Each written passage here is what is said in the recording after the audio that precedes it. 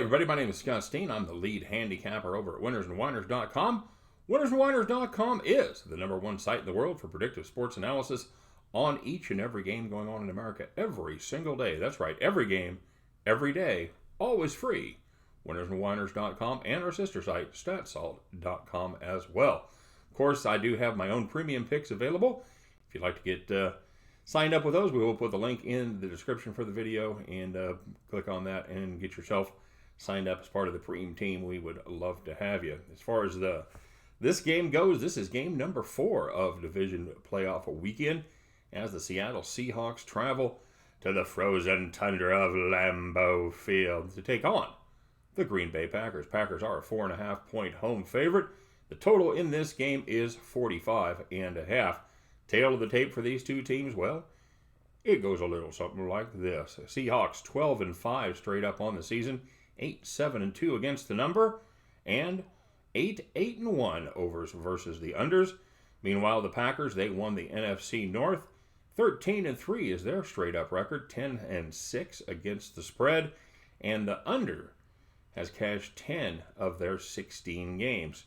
You know what? There's a lot to like about this plucky Seahawks team, but they have a couple of big problems. Number one, they are struggling to run the football. Number two, their defense is, it's not good. You know, they did just enough last week to get by an Eagles team that was even more decimated by injuries than they were. They also pulled off the almost impossible task of making 73-year-old quarterback Josh McCown look like a competent NFL player. Now, as far as the running game goes, after picking up 62 yards and 10 carries versus the Niners, rookie running back Travis Homer got a brutal reminder that he is, he's Travis Homer, as he went against an injury-plagued Eagles defense and picked up only 12 yards on 11 carries, while Marshawn Skittles McSurleypants added just 7 yards on 6 totes. And now they get a Packers defense that is well-rested and relatively healthy.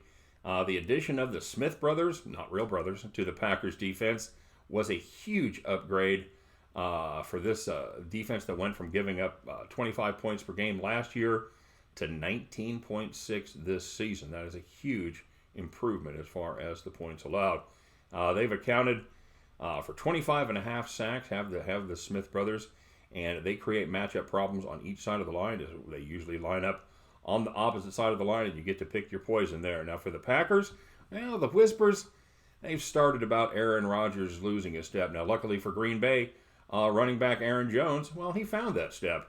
Third-year pro from Utah, gained 1,084 yards on the ground this year, and was a very nice weapon out of the backfield, averaging 9.7 yards per catch on 47 receptions. Now, if A-Rod has to check it down, he could certainly do worse than having to throw it to Aaron Jones. Rodgers, well, you know what?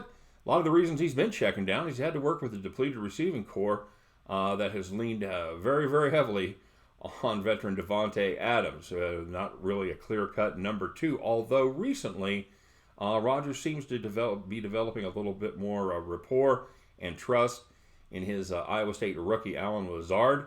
Lazard has had 17 receptions over the last 2 games, and he certainly has been the number 2 weapon for A-Rod and the Packers offense. The Packers, you know what? They're not blowing anybody away, but they have been efficient. Their defense has done a great job of getting off the field when they had to, and their offense has been able to do just enough to win. For me, this one comes down to the ability of the Seattle offensive line to give Russell Wilson enough time to work his magic. Last week, Joey Hunt at center, he was abused by Fletcher Cox all day long, and that likely won't get much better against a very, very good Green Bay nose tackle in Kenny Clark. Assuming Clark can go, he is questionable, but the signs point to him being able to suit up for this one. Left guard Mike Iupati, he didn't play last week. He's doubtful this week. Offensive tackle Dwayne Brown missed last week's, questionable for this one, as is left tackle George Fant. That's a lot of beef that could be missing there on the Seattle offensive line. With a weak running game to take the pressure off of Russ, you know what? I look for the Packers defense to have a big day right here. Seattle should have matchup advantages at the wide receiver position, especially with DK Metcalf going against King. But The problem is, I just don't think Russell's going to have enough time to get the ball downfield consistently and find the open man. Much has been made about the Seahawks' great road record, and rightly so. They're very, very good this season away from Seattle, going 8-1 straight up, 6-2-1 against the number. But here's the flip side of that. Seahawks, well, they have never won a playoff game in Green Bay.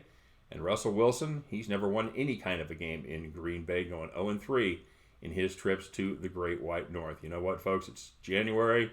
It's Lambeau. Forecast calls for wind chills in the teens. Likely to see a little bit of snow before this one ends. I think the team that runs the ball is going to have the best shot.